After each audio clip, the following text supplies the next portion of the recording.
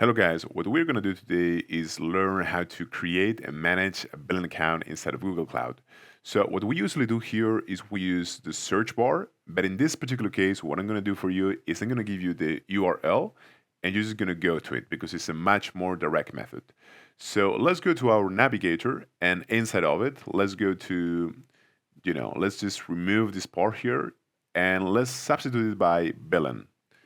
Now, after we go to this page in here, what we are going to see is our current billing account, and we can choose to add or to delete this one here. Okay. So what I'm going to do is I'm going to create a new account for this particular video. I'm just going to give it a name, test account, and I'm just going to go to continue.